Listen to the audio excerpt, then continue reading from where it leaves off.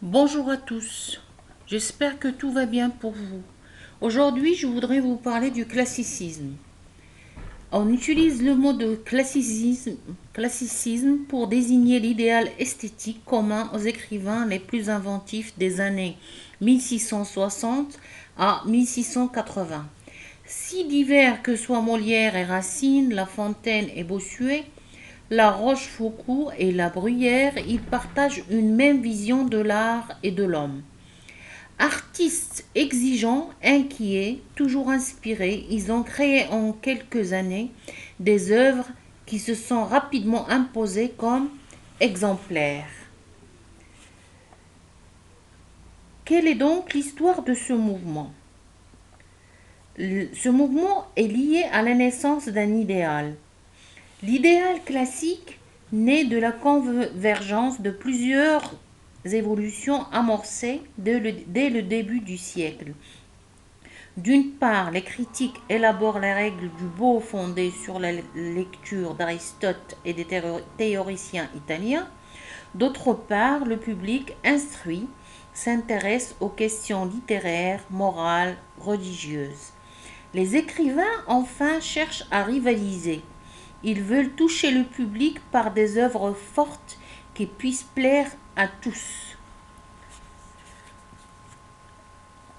La floraison des chefs-d'œuvre. Molière, Racine, Boileau doivent se battre pour imposer des œuvres qui sont toujours âprement contestées. Ces artistes, d'aujourd'hui reconnus par tous, doivent imposer la légitimité d'une littérature profane face au clan des religieux qui condamnent les séductions du théâtre et de l'art. Mais il faut aussi résister aux écrivains officiels comme Chaplin, comme Perrault, toujours prêts à flatter le pouvoir par des œuvres faciles.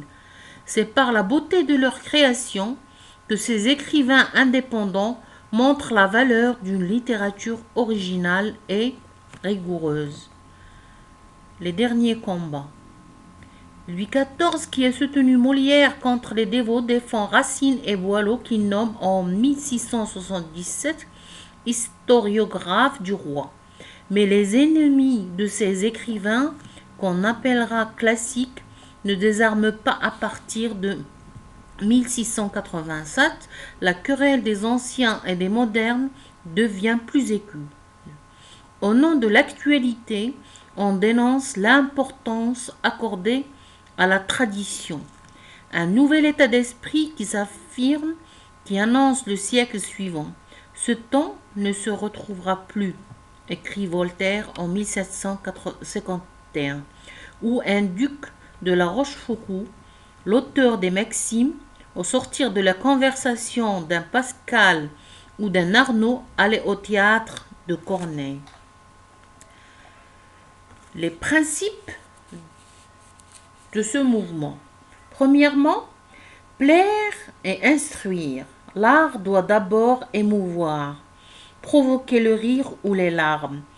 Pour tous les écrivains classiques, rien n'est pire que ce qui laisse froid. Mais ce plaisir est révélateur. Il faut de l'agréable et du réel, écrit Pascal.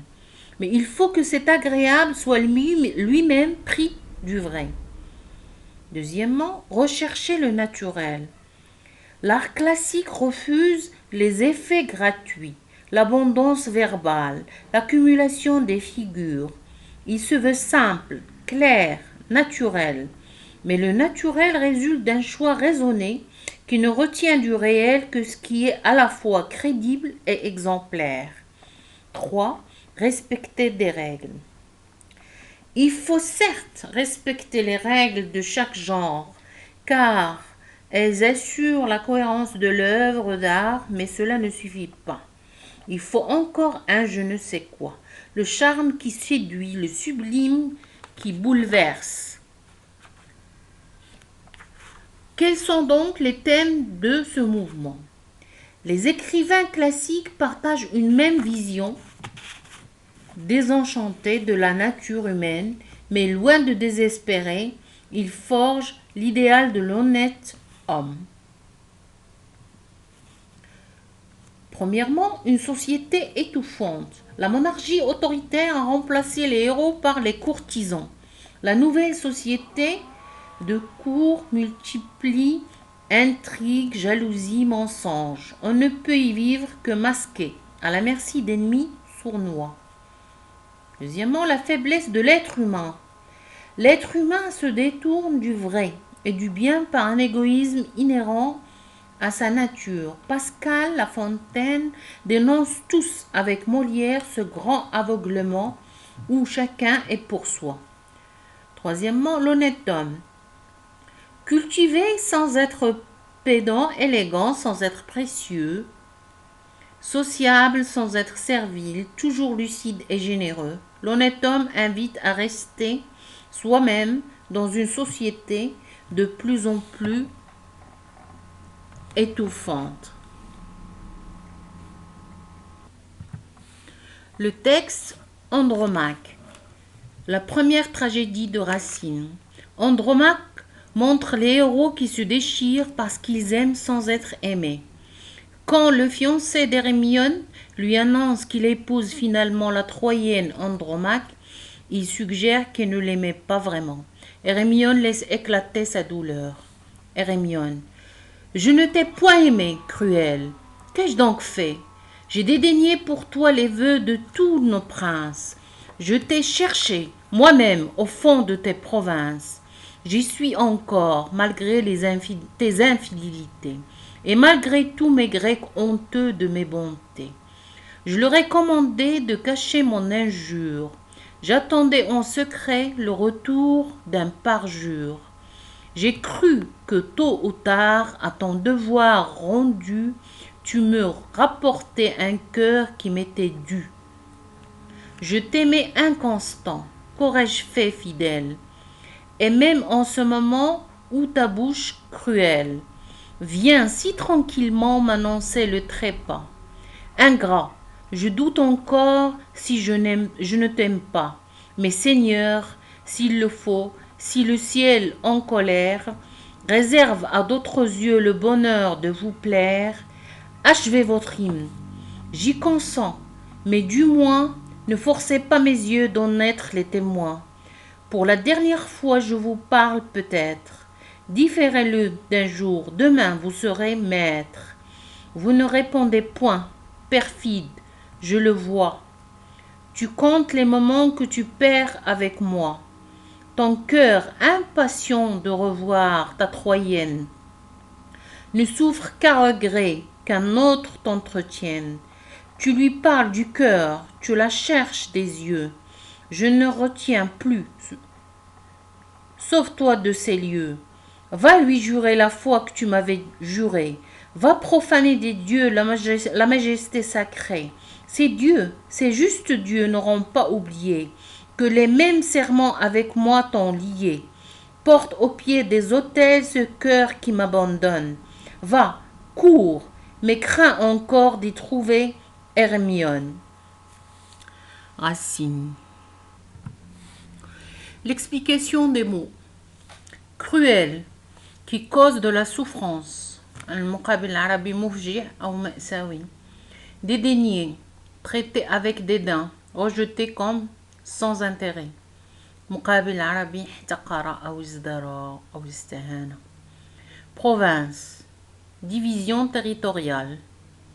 يمكن ترجمتها بإقليم أو ولاية. Infidélité, manque de fidélité. غدر, خيانة. Injure. Ici, l'injure fait référence à l'injustice subie dans le texte. Sinon, ce mot veut dire une parole qui blesse de manière grave et consciente. المقابل العربي دم أو قدح. Parjure, qui viole sans serment. حانت. Inconstant, sujet changeant. Quelqu'un qui n'est pas stable, instable. كثير التقلب. Le trépas. Décès, mort, اعتذار أو موت. Ingrat, qui méconnaît les bienfaits reçus ou bien les bienfaits qu'on lui a déjà faits. مقابل العربي جاحد. إمن Mariage, zefef. Consentir. Accepter qu'une chose ait lieu. Radia. Perfide, qui cache un désir de nuire. Ghaddar. La foi, F-O-I. Assurance donnée d'être fidèle à sa parole. Qasam ou yamin. Mais ceci veut dire aussi le fait de croire en Dieu. تترجم عادة معتقد أو مذهب ولكن أنا نفضل نترجمها بالإيمان. أنا كنفضل الإيمان. Profaner, traiter à lieu sacré sans respect. دنسة أو أنجسة. Serment, promesse solennelle. عهد. Autel, A-U-T-E-L, table destinée à la célébration des sacrifices à la divinité. Ça se trouve surtout dans des églises. Mais يسمى بالعربية المذبح. Bon, c'est la fin de ce cours. J'espère que vous allez retenir les mots, les explications. C'est tout ce que je vous demande. Retenez un petit peu les explications. N'apprenez pas par cœur, mais essayez de comprendre et retenir. Merci beaucoup. À bientôt.